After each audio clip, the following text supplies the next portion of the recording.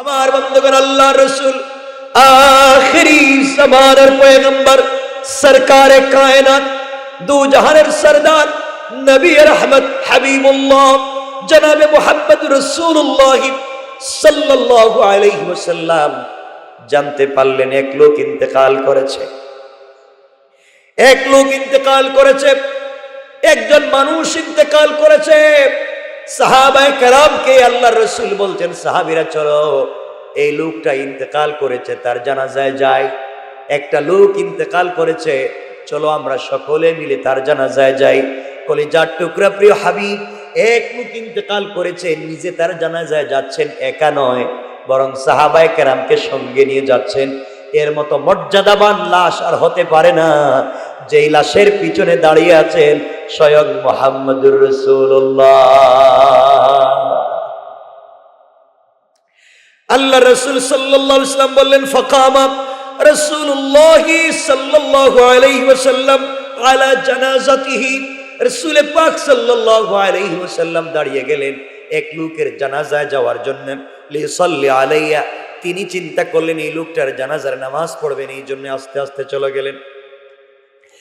রাসূল পাক চলে গেলেন একজন লোকের জানাজা পড়তে। বুঝা গেল নবীজি জানাজায় যাচ্ছেন, লোকটা অমুসলিম।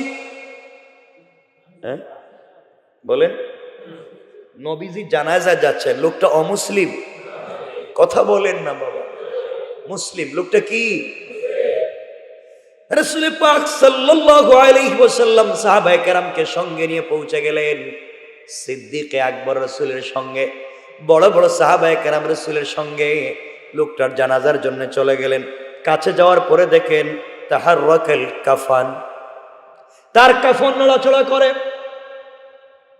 এই লোকটার লাশের সামনে রাসূল দাঁড়ালেন, মানুষ বেষ্টন হয়ে দাঁড়িয়ে আছে। রাসূল দেখেন এই লোকটার কাফন নড়াচড়া করে। কাফন দিয়ে তাকে পেঁচিয়ে গোসল করে রাখা হয়েছে, কাফন পরিয়ে রাখা হয়েছে। শুধুমাত্র জানাজা হবে এই অবস্থায় তাকে খাটিয়ায় রেখে দেওয়া হয়েছে। আতর গোলাপ লাগিয়ে, সেন্ট লাগিয়ে, সুন্দর জামা পরিয়ে তাকে রেখে দেওয়া হয়েছে। নবীজি দেখেন লোকটার কাফন নড়াচড়া করে। ফারান নবী সাল্লাল্লাহু আলাইহি ওয়াসাল্লাম ফিহি হাইয়াতুন, নবীজি সাল্লাল্লাহু আলাইহি ওয়াসাল্লাম দেখেন তার কাফনের ভিতরে বিষাক্ত একটা সাপ নড়াচড়া করে। আল্লাহু আকবার বলেন। নবীজি নিজে দেখতেছেন, সকল সাহাবায়ে কেরাম দেখতেছেন। একটা লোকের কাফনের কাপড়ের ভিতরে নবীজি নিজে জানাজায় হাজির। এমন একটা লোকের কাফনের কাপড়ের ভিতরে দেখেন তাকাইয়া একটা বিষাক্ত সাপ নাড়াচাড়া করে।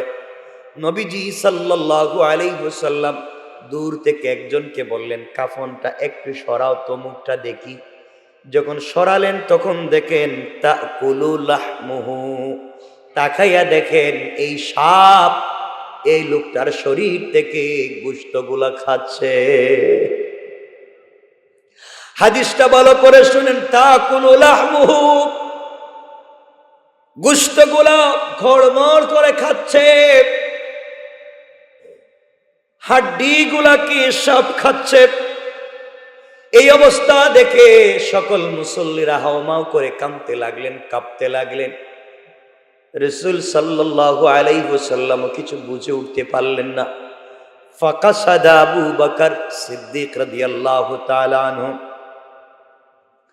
আবু বকর সিদ্দিক রাদিয়াল্লাহু তাআলা আনহু সিদ্ধান্ত করলেন, নিয়ত করলেন, ইরাদা করলেন। আবু বকর ইরাদা করলেন এই সাপটাকে তিনি মেরে ফেলবেন। যেই সাপটা একটা মৃত মানুষের গোশত খাচ্ছে, জানাজার আগে তোমার হাবিব এই লোকের জানাজার জন্য হাজির হয়ে গিয়েছে, আর আমি এই লোকটার গোশত খাচ্ছি।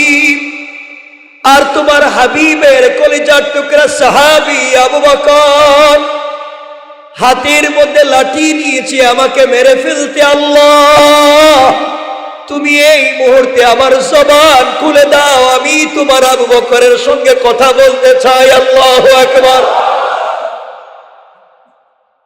হঠাৎ করে সকল মুসল্লিরা দেখে কাপনের কাপড়কে ছিদ্র করে এই সাপ তার মাথা বের করে ফানা বের করে তাকিয়ে আছে আর ডাক দিয়া বলতেছে, তাকিয়ে আছে আওয়াজ করে মুখটা বের করে রাসূল পাকের চেহারার দিকে তাকাইয়া পড়তে লাগলো, আশহাদু আল্লা ইলাহা ইল্লাল্লাহু ওয়াহদাহু লা শারীকা লাহু ওয়া আশহাদু আন্না মুহাম্মাদান আবদুহু ওয়া রাসূলুহু।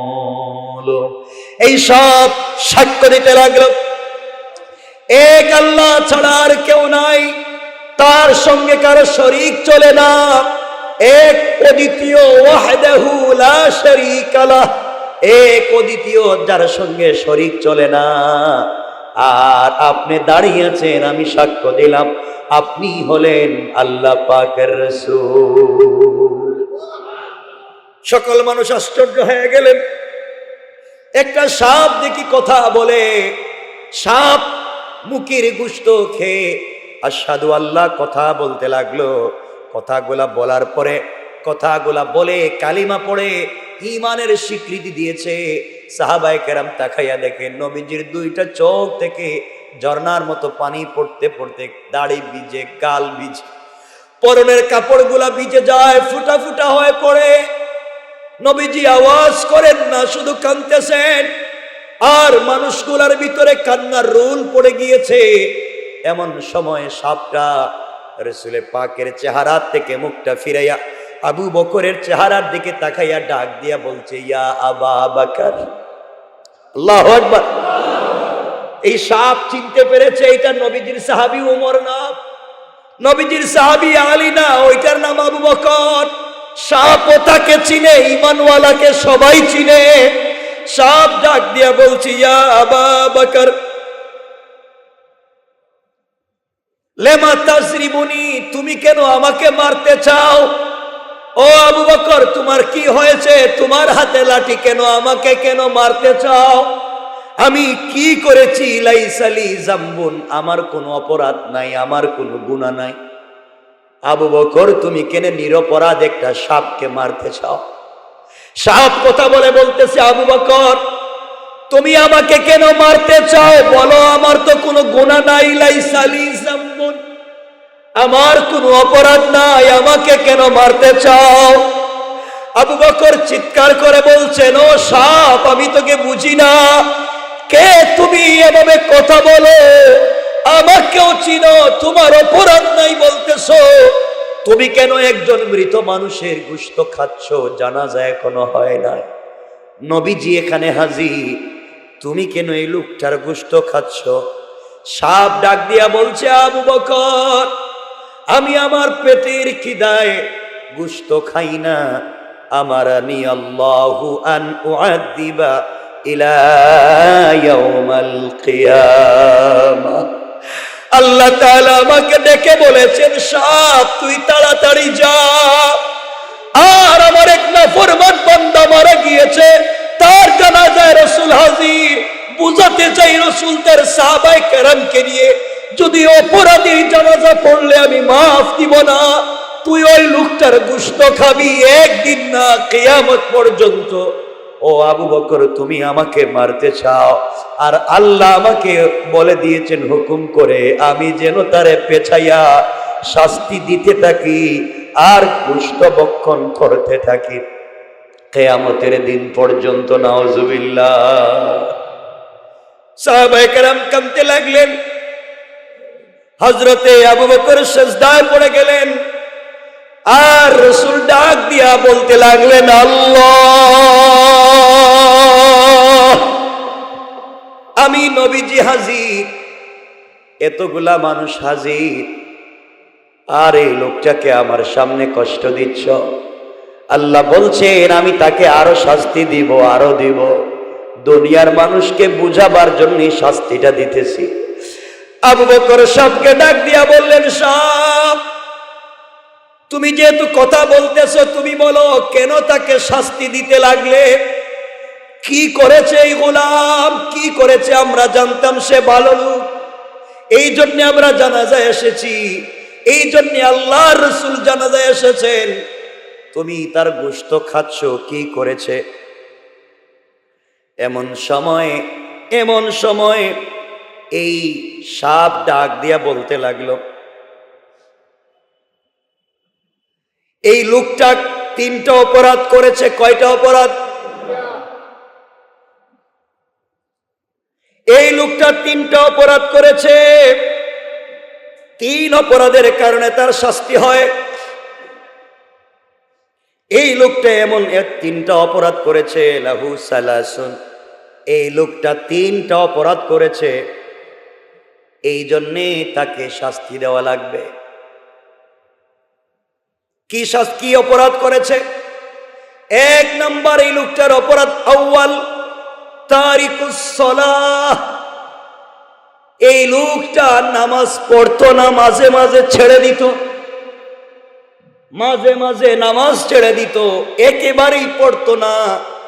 এই জন্যে তাকে এই শাস্তি, তারিকুস সালাহ। 2 নম্বর, মানিউজ যাকাত। এই লোকটা যাকাত দিতে অস্বীকার করত, এই জন্যে তার এই শাস্তি। 1 নম্বর তারিকুস সালাত।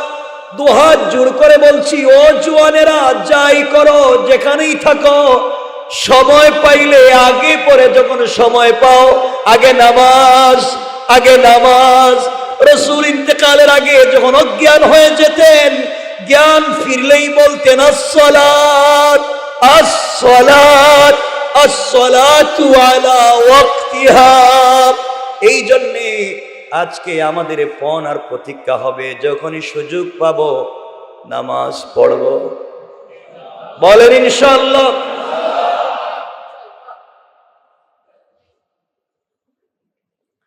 এক নম্বর তারিকুস সালাত, এটা রাসূলের জিন্দেগির কথা বলছি, হাদিসের কথা বলছি।